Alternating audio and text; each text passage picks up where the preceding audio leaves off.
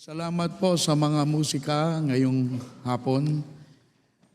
Tayo po ay mag-aaral ng Biblia. At buksan po natin sa Matthew 6. Matthew chapter 6.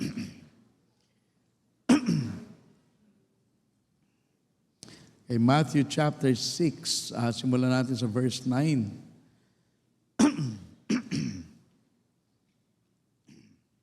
Okay, tayo po ay sandaling tumayo at ating babasahin and then tayo po mananalangin bago tayo magsimula ng pag-aaral. Verse number 9, the Bible says, "After this manner, therefore pray ye, Our Father which art in heaven, hallowed be thy name. Thy kingdom come, thy will be done in earth as it is in heaven. Give us this day our daily bread. And forgive us our debts, as we forgive our debtors. And lead us not into temptation, but deliver us from evil. For thine is the kingdom, and the power, and the glory, forever. Amen." Okay, our focus tonight is on verse 11, "Give us this day our daily bread." And that is the title of our message, "Give us this day our daily bread." Tayo po'y sandaling tumungot pumikit, tayo po'y manalangin. Panginoon, turuan mo po kami sa mga talata na ito na binasa namin upang higit naming maunawaan ang paraan ng aming paglapit upang humingi sa iyo ayon sa aming mga pangailangan. And we pray, Lord, that you will give us the knowledge so that kami po ay parating magawa namin ang tama. And also, Lord, I pray sa aming pong maraming pangailangan, I pray na turuan mo kami maging kontento sa mga bagay na aming tinatanggap. Because you are a God who knows our every need. At pangako mo, Panginoon, hindi mo kami pagkukulangin. So kami po'y nagtitiwala na lahat ng bagay na meron kami is just what we need for each day.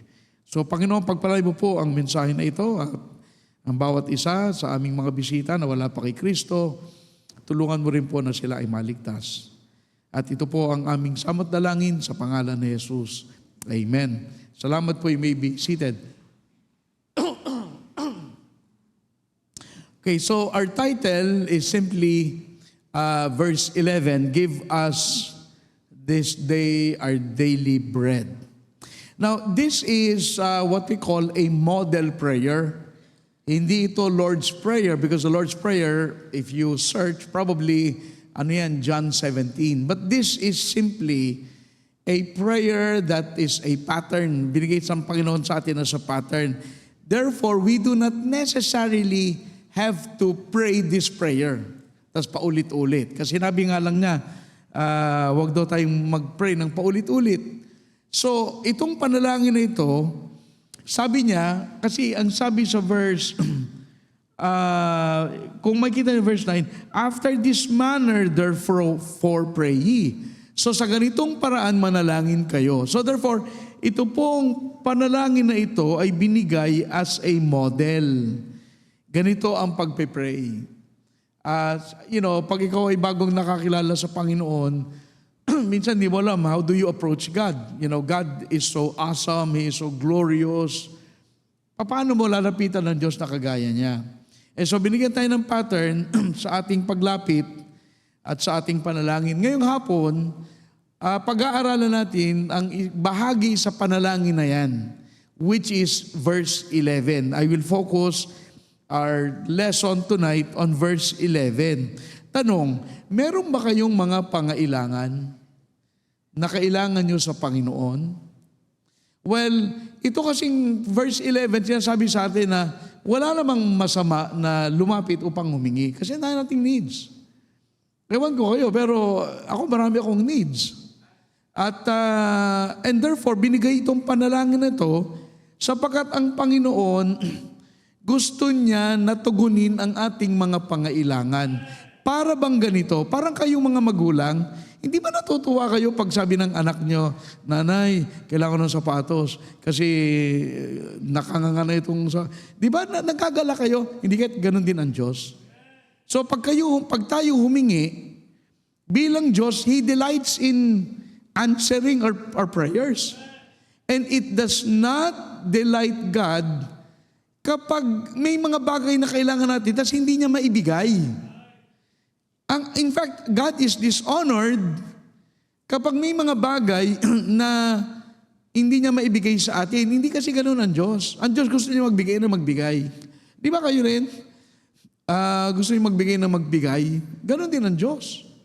Pero kailangan maintindihan natin paano natin i-approach ang bagay na ito. Na itong daily bread, ano ito? Tinapay? Itong daily bread, it is a symbol of any need na meron tayo sa ating buhay. So, ngayon, in other words, anong kailangan mo? Yan yung daily bread mo. At itong bagay na ito ay yung at araw-araw, marami tayong kailangan. Kailangan natin ng lakas, talino, kailangan natin ng gabay, pag-iingat, proteksyon. Ang dami nating kailangan. And so every day, we come to the Lord for our daily bread. Tatlong bagay ang ating pag-usapan. Ang priority, ang responsibility, at saka ang contentment sa paghingi sa panalangin. Number 1, the priority in prayer. Una, sabihin natin ito, ang priority pag nagpe-pray, hindi ang sarili. Panginoon, ako'y nananalangin, bigyan mo ko ng pera, bigyan mo ko ng sasakyan, bigyan mo ko ng lakas, bigyan mo ko ng bukas na pintuan, bigyan mo ko ng malaking negosyo. Hindi ang priority tayo eh. Sa panalangin, parating Diyos ang priority.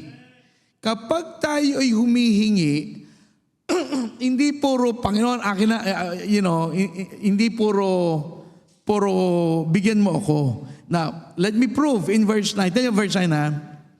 Sabi sa verse 9, ganito tayo manalangin. Our Father which art in heaven, hallowed be thy name, thy kingdom come, thy will be done. And then, saka yung verse 11. Give us this day our daily bread. Forgive us our debts as we forgive our debtors. See, nauna yung verse 9 sa verse 11. Verse 9, sabi doon, thy name, thy kingdom, thy will. And then later in verse 11, our debts, our bread, our debtors. So, nakita natin yung pattern na tinuturo ng Panginoon. Kaya nga ito yung model prayer eh.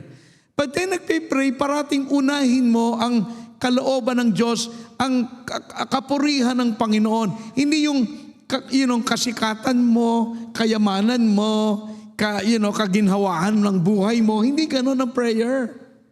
Kaya maraming panalangin hindi nasasagot kasi they were given as a selfish way na gusto nating makaganan siya sa Diyos eh. Yan mo, mali yun eh. Pwede naman tayong humingi. Hindi naman tayo para maging para bagang you take advantage of having a rich father. Hindi ganon.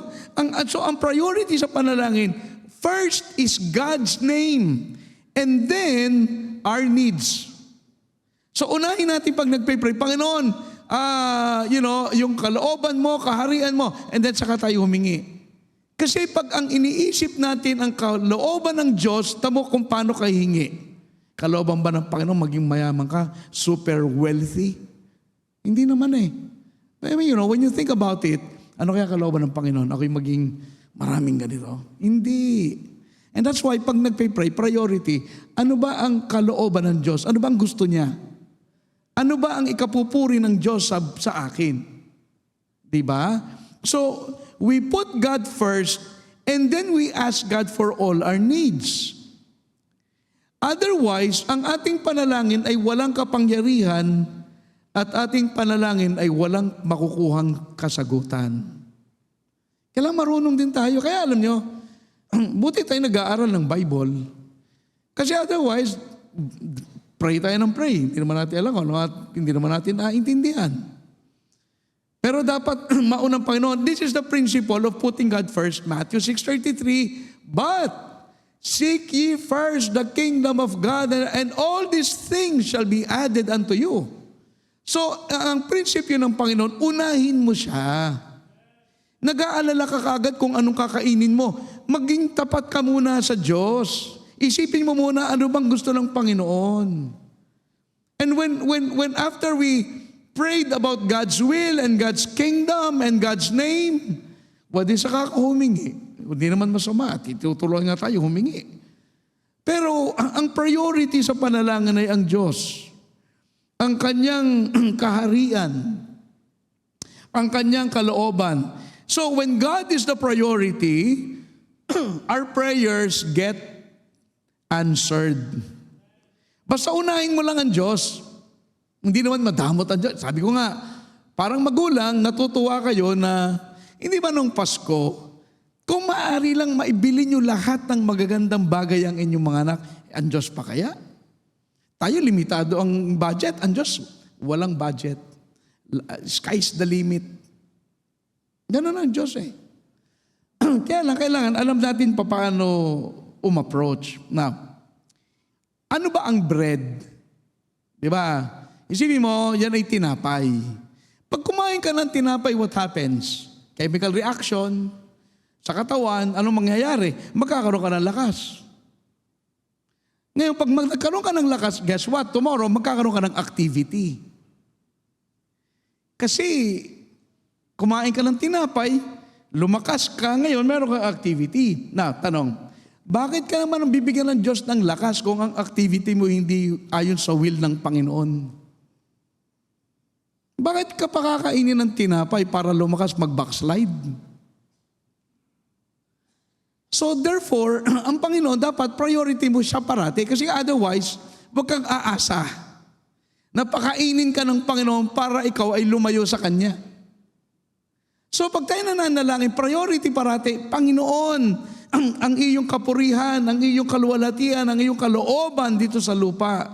Otherwise, why do you expect God sagutin ang iyong pangailangan? Hindi ka naman concerned sa plano niya sa buhay mo. Ay, iniisip mo lang, kailangan kumita ako ng pera, kailangan may pera ako, may budget.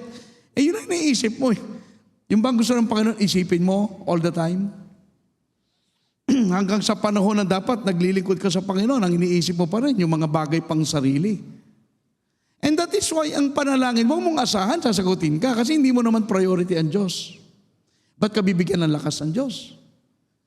Para magkaroon ka ng lakas, tapos makalayo sa Panginoon? It doesn't make sense eh. Kung ikaw magulang, ang anak mo humingi ng bagay na makapagpapalayo sa iyo, sa iyong anak, bakit mo tutulungan? Di ba? Kumbaga, halimbawa, meron kang anak na atik, bibigyan mo ng pera para bumili ng drugs. Hindi naman yun ang kalooban ng magulang eh. So, siyempre, hindi niya bibigyan. Kasi mapapahamak yung anak. So, tayo ganun din sa Panginoon. Bago tayo humingi, make sure sa isip mo, ang priority sa buhay mo, hindi ikaw, kung hindi siya. Kasi yun ang model eh. Our Father which art in heaven, hallowed be thy name, thy kingdom come, thy will be done on earth. And then, give us this day our bread. Tayo naman. Kasi inuna mo ang Panginoon, then ikaw naman. Pero ang maraming panalangin, Panginoon, gusto ko nito, bigay mo sa akin gano'n. Ganon eh. Hindi natin iniisip, ano kaya ang kalooban ng Diyos?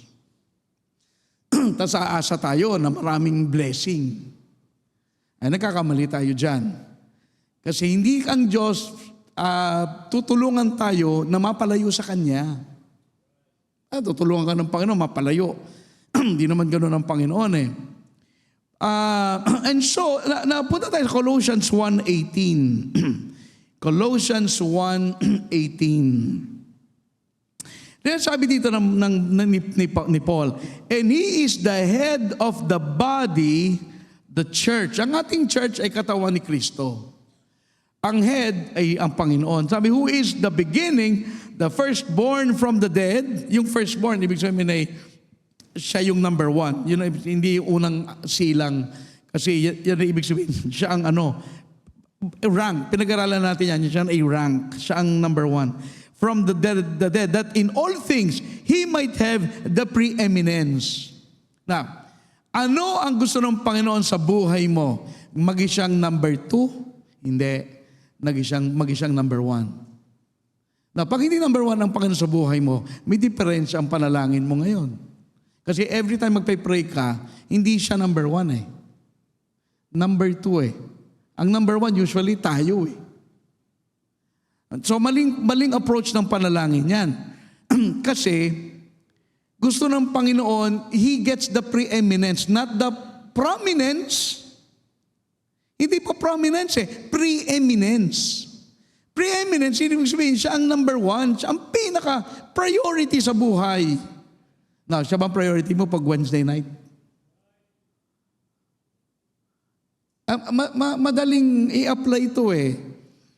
Now, kaya ang tanong, is your desire to glorify God? Yes. Sige, humingi ka.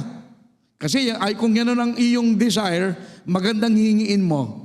Is your desire God's will to be done on earth? Pag sabi, ayaw naman, pastor, humingi ka na kahit na ano. Kasi yung pinanggagalingan mo sa paghingi ay tama. Gusto ko kalooban ng Panginoon. Alam mo, biglang huminga, Panginoon, ilayo mo ako sa church. Pwede ba yun? So, kapag tama ang priorities, ang panalangin, ang ating mga hinihingi, madaling tugunin ng Diyos. Kasi nasa tamang paraan ka ng paglapit. Diba? Ngayon, when we establish the priority, we then can express our petition. Kasi tama ng priority mo. Okay, you can now pray to the Father yung mga bagay na kailangan mo. Actually, tinuruan naman tayo ng Panginoon humingi. Humingi ka. Wala nang masama. Walang masamang humingi. Kasi lahat tayo may needs. At so 6:11, ayon sa Matthew 6:11, give us their daily bread. Punta tayo 7:11. 7:11, if you then being evil know how to give good gifts unto your children, how much more shall your Father, which is in heaven, give good things to them that ask Him. Kung ang mga tatay nga natin sa laman, yan ay hindi naman, alam mo yun, hindi naman kumbaga, ang sabi dyan, being evil. In other words, hindi naman perfect ang mga tatay natin. Pero ano ng mga tatay natin gustong ibigay sa mga anak yung magagandang bagay. Ang Diyos pa kaya na hindi nagkasala, ayaw magbigay? Imposible yun. And that's why ang Panginoon, nakikita natin, talagang gusto ng Panginoon, humingi ka. Parang sasabi ng Panginoon, yung tatay mo nga gusto kong bigyan, ako pa kaya ayaw ko magbigay? Humingi ka lang. Hindi ka nahingi, bibigay ko sa'yo. Now, in fact, the reason maraming tao wala whatever it is because James 4:2. They have not because they ask not. Kaya wala tayo, hindi naman tayo humingi. Ba't ka magkakaroon? Naisipin mo yung mga, alam mo minsan, isipin mo yung mga needs mo, isulat mo sa papel, yung bang mga bagay na nire-request mo when you pray? Pag Saturday, nire-request mo ba yan? Baka magulat ka. Ano bang gusto? Isulat mo yung mga pinagpe-pray mo. Tingnan mo, yan ba'y kalooban ng Diyos? Yan ba'y nakaka-glorify sa Panginoon? Gusto natin trabaho, ang layo naman sa church. Gusto natin, alam mo yun, dapat, naglagay ka ng ano dyan. Ano ba, nagpe-pray ka ng bahay, hindi ka naman magta-tithes. Mali ang prayer mo. Sino bang ayaw ng bahay? Lord, give me a house. And then what? Hindi ka makatulong sa gawain ng Panginoon? Naintindihan nyo? Alam ng Diyos tayo eh. Alam ng Diyos kung anong kailangan mo. Gusto ng Diyos humingi. Pero, yung nga problema, maraming hindi humingi. At pag humihingi, mali naman ang pahinihingi. Okay, tingnan na natin, James 4:2, kasi dito lang yan. James 4:2. Sabi, you lust and have not. You kill and desire to have and cannot obtain. You fight the war, yet you have not because you ask not. You ask and receive not because you ask amiss. Ikaw daw ay humingi at hindi mo natanggap kasi mali naman yung hinihingi mo. Ba't ibibigay sa'yo? Halimbawa, yung 2 taon, humingi sa tatay ng, tatay, bigyan mo ako ng kutsilyo at ako'y paglalaruan at ako'y magtatasa ng lapis. You think yung magulang bibigyan? Hindi. Ay di na, nasugatan yun, bata yun. Ganon din ang Diyos. Ngayon, pero ang paghingi ay maganda. Yan ay ine-encourage, humingi ka. Kasi ang Diyos, mayaman, panalangin ang mag-a-unlock ng mga kayamanan ng Diyos na nasa langit na handang ibigay sa atin. Ay nun, sa langit, nasa warehouse sa langit, kumbaga. At handang ibigay sa atin ng Diyos. Kaya lang, what will unlock the warehouses? Prayer. Kasi ang dami ng Diyos gustong ibigay at gusto niyang magbigay at kaya niyang ibigay. Tapos hindi ka humingi. Hiningi mo, sabi ng bahay. Alam ko namang hindi ito magtatides. So para bagang kinokontra mo yung kalooban ng Panginoon Sa okay? Can you imagine? Ina-encourage siya naman humingi. Kanino ka hingi? Sa Diyos na lumikha ng lahat ng bagay. Anong hindi niya kayang ibigay? Nilikha niya lahat Lahat ng halaman, lahat ng hayop, lahat ng bundok, lahat ng dagat, lahat ng isda. Siya lumikha. At tayo ay humingi doon sa Diyos na iyon. Jeremiah 33. Ask, ano sabi doon? And I will answer thee and show thee great and mighty things which thou knowest not. Humingi ka lang at ibibigay ko sa iyo mga bagay na hindi mo akalain pwede mong makamtan. Ganon kayaman ang Diyos. Akala natin tayo mayayaman, may mga pera tayo. Akala natin tayo mayaman, kaya kong bili ng... Wala tayo sa kayamanan ng Diyos. Ang Diyos kahit kaya ng Diyos i-produce lahat. Kaya tayo ay humingi. Pero ang priority, hindi ikaw. Gawin mong priority ang Diyos sa iyong paghingi para pakinggan ka. After all, that is the model na pinakita sa atin. Okay? So, ang kailangan ay, tayo ay humingi, pero ang priority ang Diyos. Now, it doesn't mean God will meet all our greed. Ang gagawin ng panahon, He will give us our needs, but not our greeds. Gusto ko natin parang meron binigyan ng Diyos, hindi pa masaya. Alam niyo minsan, meron tayong mga bagay na gusto, hindi natin kailangan.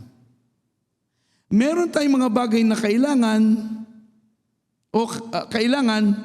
pero ayaw naman natin. That's why minsan tayo hindi natin alam talaga kaya pag nahingi tayo, huwag mong isipin alam mo lahat ng hinihingi mo. Minsan nagiging greedy lang tayo, ang dami nating hinihingi. Samantalang ang Diyos nag-provide. Hindi tayo masaya. Gusto natin napakadami. Mamaya point 3 na nandyan, pag-uusapan natin yan. Okay, so priority in prayer ay ang Diyos.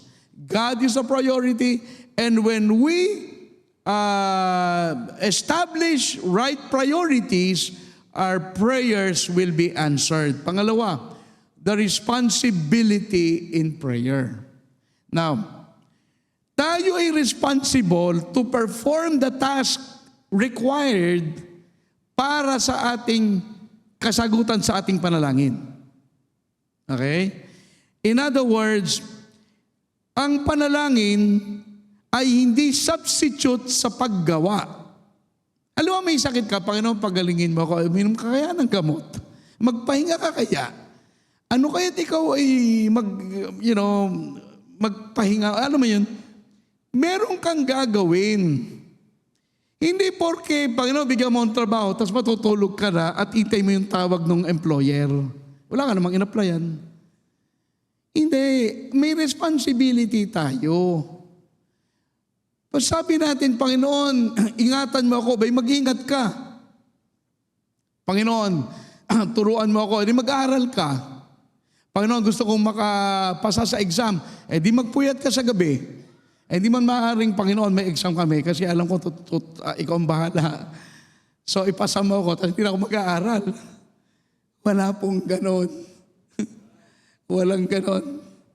I guess meron ganon, pero hindi nakakapasa. Okay? So, prayer is not a substitute for work. Look at Matthew 6:26. Tingnan natin, Matthew 6:26. Behold the fowls of the air, for they sow not, neither do they reap nor gather into barns, yet your heavenly Father feedeth them. Are you not much better than they? Sabi na paano, ito may mga ibon. Hindi naman lang nagtatrabaho, pero pinapakain sila ng Diyos. Ay kayo pa kayang mga anak? Hindi kayo pakainin? Na, tanong, paano ng Panginoon pinakain yung mga ibon? Nagluto ba ang Diyos ng whatever? Nagtimpla siya ng bird seeds and then nilagay niya sa mga nest? Hindi. Yung mga ibon ay naghanap ng pagkain, nagtrabaho yun. Ano yun? Basta tapos naghihintay ng patak ng bird seed? Of course not. They go to the ground and scratch. In other words, anong responsibility natin? Oo nga, humingi ka. Walang problema. Pero gumawa ka din. Mahingi ka ng hingi. Hindi ka nagawa. Okay. Paano ngayon tayo pakakainin ng Diyos? Genesis chapter 3. Genesis chapter 3 verse 19. Paano tayo, Lord, give us this day our daily bread. Okay, tanong, paano mangyayari yon? Genesis 3:19. In the sweat of thy face shalt thou eat bread. Okay? Till thou return unto the ground. Hanggang kay mamatay, ikaw ay kakain, pero pagtatrabahuhan mo ang kakainin mo. O paano ka kakain ngayon? Di mag-pray ka na, nag-pray ka ng verse 11, abay di magtrabaho ka. Hindi man maaaring, Panginoon, give us their daily bread, tapos tutulog ka na lang. Tapos pagbukas ng ref, may pagkain? Ano yun? Walang ganun. So ano pa? Proverbs 20 verse 4. Proverbs 20 verse 4, the sluggard will not plow by reason of the cold.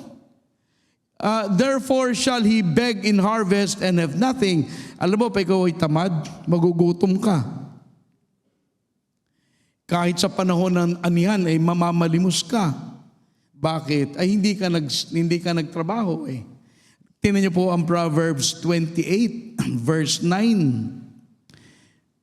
Tama ba yun? 28 verse 19. He that tilleth his land shall have plenty of bread. So anong kailangan mong gawin para magkaroon ng tinapay o wheat? Di ba? Wheat bread, yung ganyan. Abay di ayan, verse 19, till the ground, magtrabaho ka. You are responsible. Kasi, hindi naman lalapit sa iyo ang pagkain, you know? Kailangan magtrabaho. And then last, 2 Thessalonians 3:10. 2 Thessalonians chapter 3, verse 10. 2 Thessalonians 3:10, anong sabi? For even when we were with you, this we commanded you, that if any would not work, neither should he eat. Ang sabi ni Paul, kung meron sa inyong hindi magtatrabaho, hindi siya dapat kumain. So bawal ang tamad. Kung gusto mong kumain, ay magtrabaho ka. And that's why, yan ang response. Kasi pwede kasing isipin, ako na ba nag-pray na, di iintayin ko na lang. Mali. Nagpay-pray ka ng trabaho. Nagpay-pray, Panginoon, bigyan mo ako ng trabaho. Ay paano kung di ka nag-apply? Di ba? Now, punta mo na ako sa aking second point. Ang ating gagawin ay pakita ng ating pananampalataya. Kasi pag nag-pray ka kasi, kailangan din may faith ka, di ba? Do you believe that God will provide for you? Yes, I do. Okay, faith yan. Pero ang ating faith nakikita sa ating gawa. For instance, ang sabi doon sa James 2:20, faith without works is dead. Ang pananampalataya na walang gawa ay patay. In other words, parang ang application niyan sa Christian, pagka sabi mo Christian ka, di ka nagsisimba, o paano kung maniniwalang save ka? Wala ka naman desire magsimba, magbigay, maglingkod, wala eh. O paano, sabi mo mahal mo ang Panginoon, paano mo na, di ba? Yun ang sinasabi doon. Faith without works is dead faith. Ngayon, pag magpe-pray ka, kung may faith ka sa Panginoon, for instance, yun nga, kailangan mo trabaho. Nagpe-pray ka and you believe by faith that God will provide a job for you. Pero kailangan samahan mo ng gawa. Kasi sino tatawag sa iyo kung di ka nag-apply? Naniniwala ka na magpo-provide ang Panginoon, pero may bahagi ka. Gawin mo yung part mo kasi gusto mong gumali ka na, inom ng gamot, sinabihan ka na, okay. Di ba? Ganun siya, very, very practical. Gusto mo ng bahay, abay kumuha ka ng martilyo at lagari at ikay magsimulang magtrabaho. Naman, Panginoon, gusto ko ng bahay. Ano yun? Basta may libreng bahay somewhere na nakapangalan sa pangalan mo? Hindi. Kailangan gumawa ka. And yung iyong paggawa ay patunay ng iyong pananampalataya sa Diyos na that God can provide for you. O di ba? Panginoon, mag-provide ka, pero di maghanap ka ng paraan para ma-provide. Okay? Yun yung responsibility. Pag meron kang kailangan, anong sabi natin? Oo, humingi ka. Humingi ka sa Panginoon, pero priority mo ang Panginoon, hindi ikaw ang Panginoon. Pangalawa, pag meron kang kailangan, be responsible. May gawin mo yung magagawa mo para kung ano man ang kailangan mo sa Panginoon. Sabihin mo, Panginoon, i-promote mo nga ako. Tamad ka naman sa trabaho, di ba? Paano ma-promote? Di ba kasama na sa faith, you believe that God can help you get the promotion, then sinagsisikap ka din. Okay, last, the contentment in prayer. The contentment in prayer. We must learn to enjoy what God provides. Alam mo, bakit ba sinabi daily bread? Panginoon, bigyan mo kami ng aming pangangailangan sa araw na ito. Ba't hindi yung pangangailangan sa isang buwan? Napansin niyo ba? Bakit daily bread? Ba't hindi sinabi doon, ba't hindi ang panalangin, Lord, give us this day our monthly bread. Hindi sinabi yung tinapay mo bukas, hingiin mo eh. And then sabi, yung kailangan mo ngayon ka humingi. Yung kailangan mo ngayon. Okay, anong ibig sabihin yan? Ganito yan. Ibig sabihin, we must learn to enjoy what God gives us today. Kung konti yan o marami yan, learn to enjoy what God provides. In other words, hindi ka pa para bagang gusto mo pang isang buwan para hindi ka nahihingi. Alam mo, ito ang Diyos eh. Ang Diyos, parating gusto niya na tayo bilang mga anak, parating dependent sa Kanya. Ikaw ba dependent? Kasi yun ang gusto ng Panginoon. Yung ba parang ikaw para bang, Lord, I cannot live without you. Lord, I cannot, ikaw, gusto ng Panginoon parati na kailangan natin siya. So ngayon bukas, humingi ka ulit. And then the following day, humingi ka ulit. And we need to learn to be content. Huwag kang humingi ng para bagang, okay, Panginoon, isang beses ako hihingi, pang isang buwan, tapos hindi na ako magpe-pray. Kasi meron na ako eh. Hindi kasi yun ang gusto ng Panginoon. Gusto ng Panginoon, bigyan ka, mauna, maging kontento ka sa binigay. Kasi yan ang binigay sa'yo. Alam mo, ako, wala namang problema sa ikaw yung maging ambitious and everything. But, sometimes nasa area tayo ng wala ka na sa kalooban ng Panginoon. Hindi na greed na minsan ang umiiral sa atin. Hindi yun ang desire. Dapat tayo ay maging content. Okay. Philippians 4:11. Now, tinan nyo ito, Philippians 4:11 hanggang 12. Tingnan natin sa sabi, Philippians 4:11 and 12. Not that I speak in respect of one, for I have learned in whatsoever state I am therewith to be content. Sabi niya, I have learned. Tayo dapat ay matuto, kagaya ni Paul, matuto maging kontento. Kasi tayo, naturally, we're not content. Gusto natin parati yung pinakamaganda, most, yun ang gusto natin eh. But dito, sabi ni Paul, sabi niya, that I have learned in whatsoever state I am therewith to be content. Sa ating paghingi, maging kontento tayo sa Panginoon. Ay hihingi ka ng sasakyan, hihingi mo naman ay, ano bang hiningi mo? Rolls Royce. 40 million eh. Alam mo, hindi, humingi ka, yung kailangan mo lang na okay naman, hindi naman parang, but look at this, verse 12. I know both how to be abased, and I know how to abound.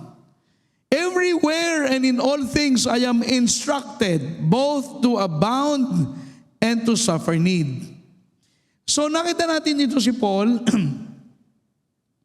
siya ay, natuto siya kung meron o wala. Hindi problema kay Paul. Nagpe-pray din siya eh. Pero walang problema kay Paul kung ano ang ibigay ng Panginoon. In other words, maging kontento tayo sa kung anong meron tayo kahit konti, and then huwag nating isipin at alalahanin yung bukas. Hindi ko naman sinasabing huwag magplano. Ako, I love to plan. Pero sinasabi ko, yung bang wala tayong faith sa Panginoon na parang kailangan natin ang dami kasi baka mamaya may mangyari. Para minsan, wala na tayong tiwala sa Diyos. At nagiging ang panalangin natin, wala nang contentment, parang greed na ang labas. Mali yun. Now, ultimately, ang kailangan natin security. But God ultimately is our security. Huwag tayong matakot. Kita mo sa mga manggagawa. Maputi pa nga ang church natin, kahit pa paano, bagamat tayo mga 30, nakakasahod tayo ng sapat. Marami ang pastor hanggang ngayon, 30 taong pastor, wala pang sweldo. They survive naman. Bakit ganon? Bakit ganon? Bakit yung mga taong yun na natutong magtiwala at maging kontento ay nakasurvive, nakapagtayo ng church? Yung mga tao naman na malaki ang allowance, hindi makontento. Alam mo, dapat pag-aralan din natin. Kasi minsan natatakot tayo, baka mamaya anong mangyari. Alam mo, na-preach ko minsan sa atin, ang topic ko giving, na ang ating mga seniors, buhay pa ang mami ko noon, naalala ko. Minsan, ang sabi ko, natatakot tayong tumulong sa mga pangailangan ng gawain kasi baka mamaya wala tayong pambili ng gamot. Di ba? Minsan, inaisip. Pero sino bang iyong security? Yung gamot o ang Diyos na nagpapalakas ng katawan mo araw-araw? You see, ang security natin, ultimately, ang Diyos. Now, i-compare nyo to. Kasi gusto natin security. Anong gusto nyo? Tatay na may-ari ng warehouse na tinapay? O mayamang tatay na baker? Kasi yung warehouse, pwede pang nakawin yun eh. May tatay may mayaman na maggagawa ng tinapay, dun ka na. Yun ang ating Diyos. Hindi na, Lord, bigyan mo ko ng maraming pera sa bangko para kung ano man ang mangyari, may pera. Ang security mo, hindi yun eh. Ang security mo, ang Diyos. Eh bakit ba nabuhay yung mga pastor na wala naman sweldo? Di ba? At abonado pa pag walang pangbayad ng Meralco. Eh kaya ako alam, may pumunta sa akin yung mga pastor na yan eh. Ay ilang buwan hindi makabayad ng rent. Minsan iniisip ko, nakakaawa na itong mga pastor na to ah. Pero alam mo, in other words, sa kabila ng hirap, nag-survive sila. At okay naman. Kasi hindi sila naghanap ng security. Ako'y magpapastor pag maraming support. Ako'y maglilingkod kapag malaki allowance. Hindi yun ang security natin.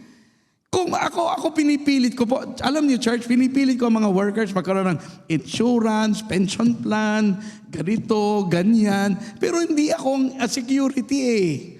Diyos ang security. Sa Diyos tayo naglilingkod, hindi kay pastor. Bagamat pinipilit ko kasi nga, financially, pag nakita ko na kaya ng church, ibigay sa worker. Pero ang kaya pag nagpe-pray tayo, maging kasama dyan yung contentment. Diyos kaya everyday, Lord, I need bread today. Hayaan mo bukas, God will supply again. Be content sa meron ka. Huwag kang parang natatakot na bukas wala na. Kasi ang Diyos, hindi siya mahirap. Siya ay mayaman. Ang kailangan lang gawin, tayo ay tumawag sa panalangin, magtiwala sa Panginoon, and at the same time, be content with what we have. Kasi alam mo, ang taong hindi masaya sa konti, hindi masaya sa marami, ay kahit anong meron ay hindi masaya. Di ba? Ganun ang tao. Ang taong hindi kontento, kahit anong meron siya, kulang pa rin. Hindi ganon. Kaya nga ang model give us this day our daily bread. Pinuturo ng Panginoon, maging kontento kayo sa araw-araw na ibibigay ko sa inyo kasi isusupply ko naman sa inyo na aking mga anak. Kayo matakot. Alam mo, kung lang ang mga Kristiyano hindi natatakot, maraming manggagawa sa church. Maraming natatakot Maraming ayaw maglingkod kasi walang security. Buti lang sa atin, kompleto tayo sa mga PhilHealth, di ba? Kasi kahit pa paano, humanly speaking, ako bilang pastor, tinisikap ko naman na i-provide yon. Pero hindi yun ang ating kaginawahan o kasiyahan. Kundi meron tayong Diyos na hindi tayo pababayaan saan man tayo makarating sa buhay ng paglilingkod sa Kanya. Okay? So, huwag tayo matakot. Tatakot kayo sa mga, daming ang pastor na buhay. Ano bang pinagsimulan? Wala. Alam mo, mag-research kayo. Ilan ang pastor na walang allowance? Napakadami. Ako, day one meron In-establish ko yun In-establish ko na yun kasi alam ko kung paano dapat gawin. Pero maraming pastor. Pero nakakapaglingkod pa rin. Bakit? Kasi ang pag-asa nila hindi yung offering. Kahit yung offering nga, wala Sabi, kausap ko isang pastor. Sabi, pastor, kumusta ang offering? Ay, sabi niya, pastor, Lunes, ubos na. Ako nga, 3 buwan walang allowance Tama yan. Pastor na kaibigan ko, 3 buwan? Ba't wala kang allowance? Walang pera ang church. Pero ayos naman. Alam mo, kaya hindi tayo minsan, hindi natin alam yan, hindi natin nasubukan ang Diyos. Kasi parati tayo kailangan may budget, naniniwala ako sa mga ganyan. Naniniwala ako sa pag-iipon, budget, etc. Pero ultimately, huwag tayong matakot kasi ultimately, hindi tayo pababayaan ng ating Diyos na pinaglilingkod ka, basta maging tapat ka, maglingkod sa Panginoon, hindi ka pababayaan. Okay? So, yan po ang ating lahat. Tayo tumayo, let's all stand, tayo manalangin. Let us all stand, tayo manalangin. Panginoon, kami po yung nagpapasalamat sa iyo pong mga aral na ito. Tinuruan mo kami na manalangin at humingi. Alam mo po, ang dami ng aming mga pangailangan at minsan, kami po ay nagkakaroon ng pangamba at takot sa aming puso sapagkat hindi namin alam where the next meal will come from the following day. Especially sa mga manggagawa na naglilingkod in the full-time ministry, nauunawaan ko ang kanilang mga kalagayan. Hindi nila alam kung, anong mangyayari sa gawain. And so, marami Panginoon ang hindi nagpatuloy sa ministeryo at sa iyong panawagan sapagkat sila po ay marahil may pangamba. Pero Panginoon, tunay na Ikaw ang Diyos na sapat sa lahat ng aming mga pangailangan at sobra pa. Tulungan mo lang po kami magtiwala sa iyo. Kung kami man ay tatawagin mo, tulungan mo kami magtiwala na Ikaw ay Diyos who will supply. At kung kami po, Panginoon, ay mga workers, tulungan mo po na maunawaan namin sa anumang darating na mga pangailangan sa aming buhay, meron kang paraan upang ipagkaloob ang mga bagay na ito. Tulungan mo kami maging kontento, maging responsable, tulungan mo kami na maging ikaw ang aming priority sa lahat ng aming pagluhod at sa lahat ng aming pagtawag at paglapit sa panalangin. Ikaw po ang iyong kalooban, kapurihan, ang iyong glory, ang aming unang concern. And so while we come to you and ask, tulungan mo kami na maging tama, ma-establish namin ang tamang priority sa aming mga pananalangin. Panginoon, pagpalain mo po ang aming invitation marahil may mga panalangin na hindi pa na natutugon sa iyo po mga anak. At nandun ang mga pangamba, nandun ang mga katanungan, marahil may mga pangailangan na hindi pa rin po natutugunan. Kaya't ngayong gabi, ikaw po ang mangusap sa aming mga puso. Pagpalain mo po ang aming invitation at ito po ang aming samot dalangin sa pangalan ni Jesus. Habang lahat ay nakatuwa, nakabigit, if you like to come for prayer and talk to the Lord regarding this message, you come. At kausapin natin, Panginoon, turuan tayo na magtiwala sa Kanyang araw-araw na probisyon. Marahil kayo po ay mga manggagawa o kaya tinatawag kayo ng Panginoon, natatakot kayong tumugon sa panawagan na iyan. Ngunit nais ko sabihin, ang Diyos ay mayaman. Ang Diyos na ating pinaglilingkuran ay Diyos na sa Kanya po ay walang problema ang ibigay sa atin ang mga bagay na kailangan. And sometimes, ang Panginoon hindi niya binibigay kapag alam niya na hindi magiging mabuti para sa atin. So kung makakasama at makakapagpapahamak, bakit naman ang Diyos ibibigay? So, magtiwala po tayo sa Diyos. Alam ng Diyos ang dapat ang Kanyang ginagawa. At nalalaman niya ang dapat niyang gawin. Mahalaga lang po na gawin nating priority ang Panginoon sa ating panalangin, considering always His will, His kingdom, His name, His glory, upang sa ating pong paglapit na mapapunta tayo sa tamang pamamaraan ng pag-iisip, upang sa ating paghingi, mahingi po natin ang ayon sa Kanyang kalooban. So ngayon po hapon, if you'd like to come for prayer, tayo po ay lumapit sa panalangin. At kung kayo po hindi pa naliligtas, hindi nyo pa nakilala si Kristo at hindi nyo pa natitiyak ang langit at buhay na walang hanggan, ay kung sabihin sa inyo na yan po ay pwede nating makamtan sa anumang panahon. Basta tayo po ay tumalikod sa kasalanan, manampalataya kay Kristo, manalig na ang lahat ng ating kasalanan ay Kanyang tinubos sa krus ng Kalbaryo, kung saan siya ay namatay, kung saan siya pinako ang ating mga kasalanan, doon niya pinagdusaan. Kaya wala na tayong pagdudusa pa, wala na tayong impyerno. Bakit? Kasi meron na pong naghirap at umako ng lahat ng ating kabayaran ng ating mga nagawang kasalanan.